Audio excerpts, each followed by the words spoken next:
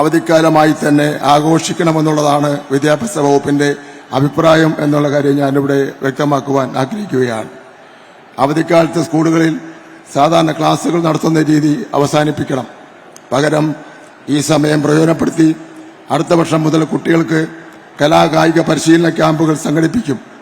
ഘട്ടം ഘട്ടമായി എല്ലാ കുട്ടികൾക്കും ഏതെങ്കിലും ഒരു ഇനത്തിൽ പരിശീലനം നൽകും.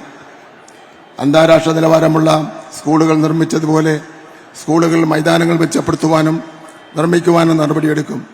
കലാകായിക അധ്യാപകരുടെ കുറവ് നികത്തും. മുൻ പിൻ ബെഞ്ചുകൾ എന്ന വേർതിരിവ് എന്നേക്കുമായി മാറ്റിവെക്കും. പാഠപുസ്തകങ്ങളുടെ ഭാരം കുറയ്ക്കുകയും അക്കാദമി ഉള്ളടക്കം ചോരാതെ തന്നെ 25% പാഠഭാഗങ്ങൾ പുനർനിർണയിക്കുകയും ചെയ്യും. നിലവിലെ പരീക്ഷാ സമ്പ്രദായം കുട്ടികളിൽ മാനസിക സമ്മർദ്ദം ഉണ്ടാക്കുന്നുണ്ട്. ലോകത്തെമ്പാടുമുള്ള മാതൃകകൾ പഠിച്ച് സമ്മർദ്ദം കുറയ്ക്കുന്ന പരീക്ഷാ രീതി നടപ്പിലാക്കും. പ്രീ പ്രൈമറി മുതൽ 4ാം ക്ലാസ് വരെയുള്ള കുട്ടികളുടെ നിലവാരം അളക്കുവാൻ കൂടുതൽ ശാസ്ത്രീയമായ രീതികൾ കൊണ്ടുവരും. SSLC ഫലം പ്രഖ്യാപിക്കുന്നത് പോലെ കലാകായിക അക്കാഡമിക് മത്സരങ്ങളിൽ ഓരോ വിദ്യാലയങ്ങളുടെയും മികവ് പ്രഖ്യാപിക്കുന്ന പദ്ധതി നടപ്പിലാക്കും.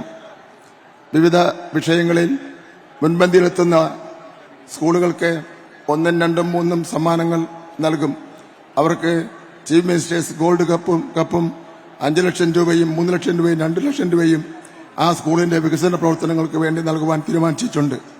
നമ്മുടെ വിദ്യാഭ്യാസ രംഗത്ത് വലിയ നേട്ടമാണ് ഈ കാലഘട്ടത്തിൽ ഉണ്ടായിട്ടുള്ളത്. ദേശീയ പഠന നേട്ട സർവേയിൽ കേരളം പ്രഥമ ശ്രേണിയിലാണ്. സബ്ജക്ട് മിനിമം വിജയകരമായി നടപ്പിലാക്കുവാൻ വേണ്ടി കഴിഞ്ഞു.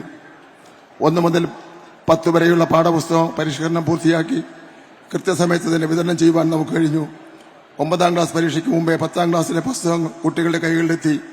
11ാം ക്ലാസ്സിലെയും 12ാം ക്ലാസ്സിലെയും പുസ്തകങ്ങൾ വരും വർഷങ്ങളിൽ പരിഷ്കരിക്കും.